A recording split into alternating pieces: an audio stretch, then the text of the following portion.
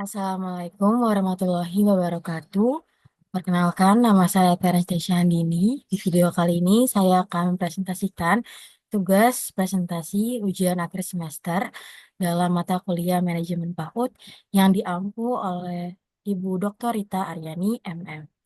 Di sini saya akan membahas tentang materi yaitu manajemen PAUD di Satuan Pendidikan Anak Usia Dini. Dari sini kita akan membahas tentang pengertian, strategi, dan implementasi dalam pengelolaan pendidikan anak usia dini. Yang pertama, ada pengertian PAUD.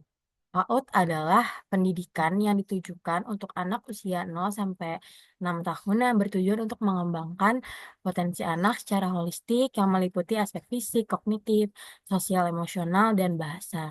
PAUD juga berfokus pada penyelenggaraan pendidikan yang berorientasi pada simulasi perkembangan anak melalui aktivitas bermain sambil belajar agar anak dapat mencapai kesiapan belajar yang optimal. Selanjutnya, di sini ada tujuan manajemen PAUD. Yang pertama, menjamin keberhasilan pendidikan anak usia dini dengan menciptakan lingkungan yang kondusif untuk tumbuh kembang anak. Lalu menyusun perencanaan yang sistematis untuk kegiatan pendidikan anak sesuai dengan kebutuhan perkembangan anak usia dini. Lalu ada mengoptimalkan sumber daya yang tersedia, baik tenaga, pendidik, fasilitas, maupun anggaran.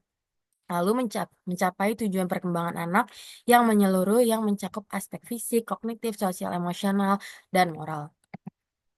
Lalu di sini ada komponen manajemen PAUD. Yang pertama, perencanaan, yaitu penyusunan rencana kegiatan yang meliputi kurikulum, pembelajaran, dan pengelolaan sumber daya. Lalu ada pengorganisasian. Dan di sini ada pembagian tugas dan wewenang antara pihak-pihak yang terlibat dalam pendidikan anak usia dini. Lalu yang ketiga ada pelaksanaan, yaitu implementasi dari rencana kegiatan yang telah disusun dalam bentuk kegiatan belajar mengajar. Lalu yang keempat ada pengawasan, yaitu ada monitoring terhadap pelaksanaan pendidikan anak untuk memastikan segala proses berjalan dengan baik. Lalu yang kelima ada evaluasi, yaitu menilai hasil dari kegiatan pembelajaran dan perkembangan anak serta mengevaluasi terhadap efektivitas program tersebut. Lalu di sini ada perencanaan dalam manajemen PAUD. Yang pertama, tujuan pendidikan itu adalah untuk merancang tujuan pendidikan yang berdasarkan karakteristik perkembangan anak usia dini, yaitu seperti mengenal lingkungan, memperkaya kosakata, dan belajar sosial. Yang kedua, ada kurikulum PAUD, yaitu menyusun kurikulum yang sesuai dengan tahapan perkembangan anak usia dini.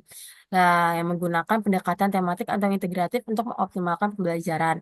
Yang ketiga, ada sarana dan prasarana, yaitu menyediakan fasilitas yang aman dan nyaman untuk anak seperti ruang bermain, alat bermain edukatif, dan bahan ajar. Lalu yang keempat ada jadwal kegiatan. Yang lain itu menyusun jadwal kegiatan yang seimbang antara waktu bermain, belajar, makan, dan istirahat. Selanjutnya, di sini ada pengorganisasian dalam manajemen PAUD. Yang pertama, pembagian tugas. Setiap anggota tim pendidikan memiliki peran yang jelas seperti guru kelas, tenaga administrasi, dan staf lainnya. Lalu yang kedua ada koordinasi, yaitu pengorganisasian yang melibatkan berbagai pihak seperti guru, orang tua, dan pihak sekolah untuk memastikan kelancaran kegiatan pendidikan. Yang ketiga ada pengelolaan sumber daya, yaitu memanfaatkan dana, fasilitas, dan sumber daya manusia secara efisien, termasuk juga dalam penggunaan teknologi untuk administrasi dan pembelajaran.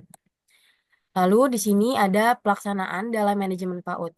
Yang pertama, pembelajaran interaktif, yaitu melakukan pembelajaran yang menyenangkan dalam melibatkan anak secara aktif, seperti melalui metode bermain sambil belajar. Yang kedua, pendekatan individual, yaitu menyesuaikan pendekatan pembelajaran dengan karakteristik anak yang berbeda, seperti eh, anak itu eh, lebih aktif atau sementara yang lain lebih pendiam sehingga perlu perhatian yang khusus. Yang ketiga, metode pembelajaran yaitu memilih metode yang sesuai seperti bermain peran, cerita bergambar atau kegiatan fisik yang merangsang motorik anak. Yang keempat, ada pendidikan karakter yaitu menanamkan nilai-nilai dasar seperti sopan santun, kerjasama, dan kedisiplinan dalam kegiatan sehari-hari. Lalu di sini ada pengawasan dalam manajemen PAUD. Yang pertama ada monitoring pembelajaran, yaitu melakukan pemantauan terhadap kegiatan pembelajaran untuk memastikan bahwa tujuan pendidikan tercapai dengan baik. Lalu yang kedua ada pengawasan perkembangan anak, yaitu mengamati perkembangan fisik, kognitif, dan sosial anak secara berkala. Ini dilakukan untuk pengamatan langsung dan penilaian anak. Lalu yang ketiga ada evaluasi kinerja guru dan staf, yaitu melakukan evaluasi terhadap kinerja pendidik dan staf untuk memastikan kualitas pengajaran dan perawatan anak terjaga. Lalu yang keempat ada kolaborasi dengan orang tua, yaitu mengadakan pertemuan pertemuan rutin dengan orang tua untuk mendiskusikan perkembangan anak serta mencari solusi terhadap permasalahan yang dihadapi. Lalu dari sini ada evaluasi dalam manajemen PAUD. Yang pertama ada penilaian hasil belajar, yang dimana kita melakukan penilaian terhadap capaian perkembangan anak, bukan hanya berdasarkan hasil akademik, tapi juga aspek sosial, emosional, dan moral.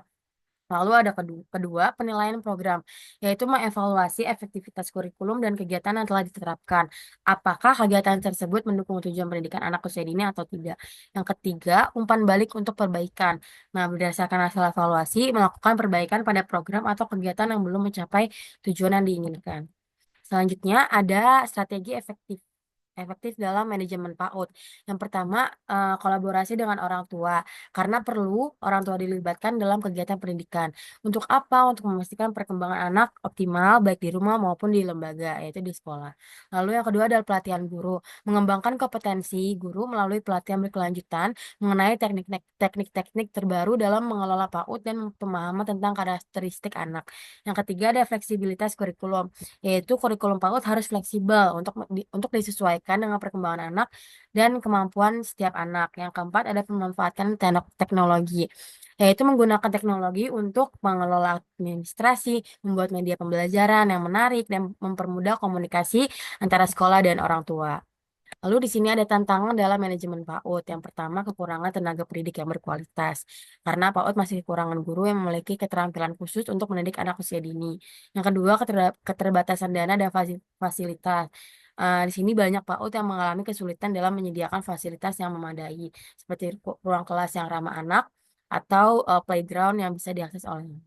Yang ketiga ada kurangnya pemahaman orang tua karena belum semua orang tua menyadari pentingnya pendidikan pada anak usia dini yang berdampak pada dukungan terhadap perkembangan anak. Yang keempat ada berbeda karakteristik anak. Setiap anak memiliki keunikan dalam hal kemampuan dan cara belajar yang memerlukan pendekatan khusus. Di sini ada kesimpulan. Yang pertama, manajemen PAUD yang baik meliputi perencanaan yang matang, pengorganisasian yang jelas, pelaksanaan yang sesuai dengan kebutuhan anak, serta pengawasan dan evaluasi yang berkelanjutan.